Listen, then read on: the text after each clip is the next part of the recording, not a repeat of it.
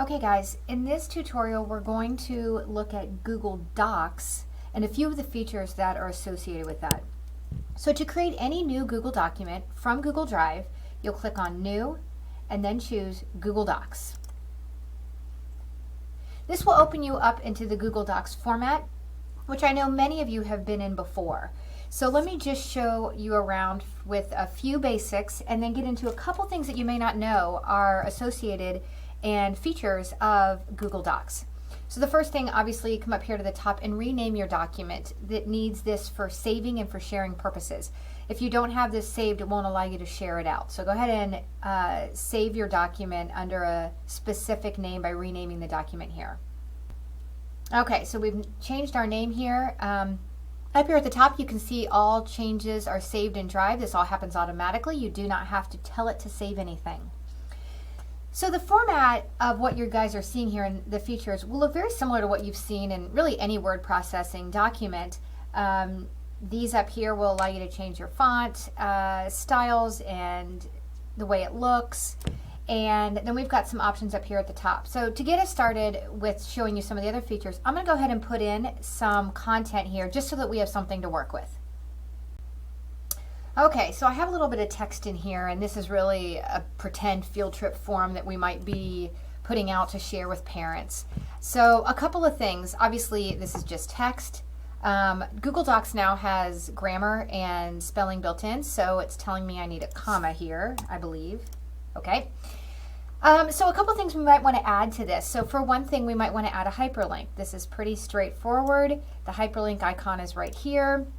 You would put in the link, or it actually tries to find what it might be that you're looking for. It found the link to the zoo and one to their Facebook page. So I'm going to actually go to the zoo there and hit apply. Very simple. Hyperlinks are as easy as they are in any other kind of word processing document. Let's say we also want to add in an image. So I want to show you that's pretty easy too. Remember, when we add in images, make sure to cite them and give credit back to who you got them from. So just as an example, I went to one of the sites that is on your teacher resources document, Pixabay, and I found this little koala image, and when I downloaded it, it said here, crediting isn't required. It is for our class, but in general, they're saying it's not required, but linking back is greatly appreciated, which you do in your citation. So I just want you to see that they are asking you to give credit to the author so that they can gain exposure. And it's just good professional practice. So I did find an image. I'm going to go ahead and insert that in by choosing Insert, Image. It's asking me how I want to find these images on my computer. I'm going to for the first one I'm going to show you is upload from computer. So I'll go ahead and do that now. Okay, so I went and found my koala bear picture from Pixabay, and I'm going to go ahead and open it. Remember that you do need to give credit to that and to cite it, and you'll have an example of that in some directions in Canvas. But I do want to bring up a couple of other things. Number one, I can obviously resize this, and I can also choose how I want this to wrap around text. So this one's called inline, meaning that it's kind of dropping to the bottom of here, or I can add it up here, but it's kind of in the way of the text. In that it's not wrapping around it. It's either right before or right after it. This means it will wrap it. So I can actually put this up here and wrap it around it, which is maybe the most flexible of all of them. And then this one here, it will break the text down so that you can put it in between lines. So again, you could play around with these a little bit as well as the margins and see what's going to work best for you. But you do have some options there for how you want to display your image on the screen. Now, before we get away from images, I just want to also mention, if we wanted to add another one in, the image that says search the web does pop up Google Images here, but it does say only select images that you have confirmed you have license to use. That'd be hard to do unless you knew those websites specifically. So I'm going to encourage you not to use that because so many that are going to come up are not copyright free. So I encourage you to go to those sites where you do have, you know that it's copyright free and you can add it and then give credit in a citation later. Okay, so within Google Docs, you also have the option to leave comments or suggestions for folks that gave their document to you. So if this were, say, not our document, maybe another teacher passed it on to us, we're giving it a look, there are a couple ways that you can actually give feedback. Now, if they gave you editing rights, you could type directly into the document, but that's going to alter, of course, the document itself. So there's a couple ways that you can add feedback. The first is in the upper right-hand corner here where it says we're in editing mode, we can actually go down to suggesting mode, and any edits become suggestions. So let's say I feel like if I add in here, or hiking boots. Okay, it shows up in green, and you can see that it was added by my username. So you could add suggestions, and then once the author comes back, it will see it in green. They can click on it, and they can choose to accept it or reject it. So that's one way to add feedback and any suggestions you might have to a document. The other thing you can do is you can add in a comment. So maybe it's not about changing something that's in here, it's about having them a comment that you want to add to their content. So let's say I highlight on February 25th.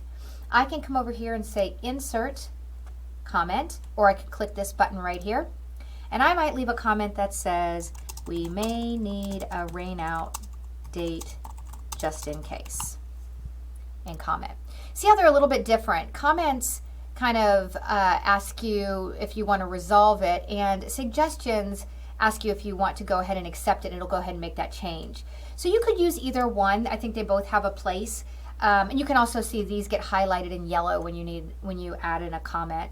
So suggesting mode and commenting will both allow you to add feedback to a document that maybe has been shared with you. All right, a couple of other features I want to show you. If you go over to File, we've got several options here that you may or may not know about.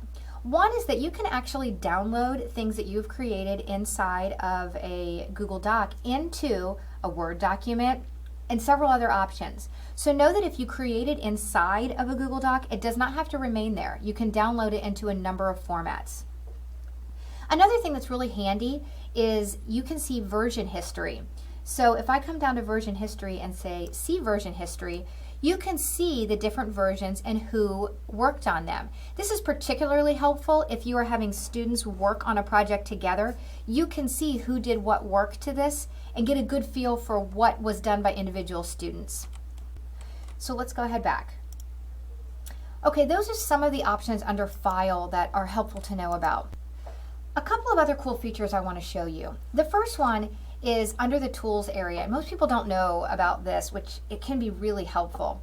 Underneath Tools, there's an option here that says Voice Typing. If you want a child to be able to tell a story, but maybe they're not great at typing, or they're still kind of working on that component of their learning, you might want to allow them the option to voice type. Let me show you how this works. When you click on that, you get a little speaker over here. And I should mention that this only works when you are inside of Google Chrome. So you have to use it in Chrome. A microphone's going to come up, and I'm going to come down here. Hold on. It still thinks I'm in suggesting mode, which I am. Let me get back to editing mode. All right, let me come down a little bit here. When I turn this on, I'm going to voice a sentence. Watch what happens. This is a test to see how well our voice typing commands will translate into written words. Okay, I think you can see that that worked perfectly, and my experience with it has been very good in that it is able to translate words into written words very well. So keep in mind that tool that's there, or maybe you want to work on a document, it's a little faster for you to voice it. Who knows? But that tool could be really handy for you. The other area I want to show you is this area called add-ons, and it's not always demonstrated or talked about, but it can really make Google Docs more robust. So I'm going to choose add-ons, and you can see that my option here is to get add-ons. What an add-on is, it's an additional piece of software or an additional tool that will work inside of Google Docs. Let me show you. When I get inside of here, you can see there are all sorts of little apps, I'm going to use the generic term apps, that you can add in to Google Docs. So let's say you really want to create a word cloud generator, you could add this one. There are way more here than I can possibly go over with you, but you can see what they are. You can also search for them up here. So I want you to know that these are here because this takes what could be a kind of basic Google Docs tool into something much more robust by using these. Let me see if I can find one that might be particularly helpful. Okay, I did a quick search on templates for Google Docs and I found several things that popped up. Now I haven't looked at all of these obviously, but I'll go ahead and open up one and I'll choose to install it. And after I walk through the steps, it will then work to install the add-on. Once it's installed, you can access that add-on. Okay, we'll go ahead and close this. By going to the add-on area and choosing, that add-on will be listed there. So in this case, I could browse for templates and look and see what this has to offer. So if I clicked on this, it'll give me all sorts of templates that I can use within Google Docs. I'll let you guys if you want to take a look at that. But I want you to see that any of the add-ons that are listed inside of here make Google Docs more robust than just a word processing program. You can get those by choosing to get add-ons. Okay, lastly, I need to show you how to share because at this point we haven't shared it to anyone and this is no different than it just sitting on my desktop. So if I come up here to where it says share, I can click on this and I can actually email anybody to give them rights to this. And you can do that and give them a certain rights. So you have 3 options here for rights: editing, commenting, and viewing. Obviously editing allows you to do everything. Commenting is just commenting off to the side here, and viewing it is literally just viewing it. Now you might choose to allow someone to edit when you're truly looking for collaborative work between 2 people. Commenting, you're truly just looking for feedback, and viewing is helpful. Let's say you don't want anybody to make changes. Say it's a newsletter you're sending out to parents. That may be a place where you want to just view. The permissions here is where students usually make mistakes on these if they're not careful. You could put people directly inside of here and send them access to it. However, it is going to require you to know their email addresses. And that's maybe a little more cumbersome. Maybe a better way to share things, and the way I typically share things, is when I go up here to get shareable link. I can actually get a whole link that I can either email out to a group of people, or I can post it onto a website or post it to social media, and I don't have to know everybody's individual names or email addresses. When you do this, you still have your options. That link will allow anyone with it to view it, edit it, or comment it. It's up to you. So by choosing to allow everyone to view or edit or whatever is the right amount of permissions for your project, you can then take this URL and send it out to folks at large. It's an easy way to share your components. So make sure you understand how to get your shareable link, set the correct permissions, and then copy that link. Now let me just lastly show you this advanced area. We'll show you everybody who has access, and you can change any of those if you choose to within the advanced area. This will take us back to a similar spot that gives you a few more options I'll let you take a look at. You can of course allow anybody to view this if you want to make it completely public. We'll go ahead and save that, and we'll go back to done here. So your sharing options are robust. You have a lot of different options there. Make sure you're being careful with that and that you are sharing it in the right way with the right amount of permissions. So this is Google Docs. It does the basic things you would think, but quite a bit more than that if you dig into some of the add-ons and some of the other features like suggesting mode, commenting, and so on. So just to keep in mind, make sure when you guys are adding in images, you're also citing those as well. So this was Google Docs, and we'll move on from here.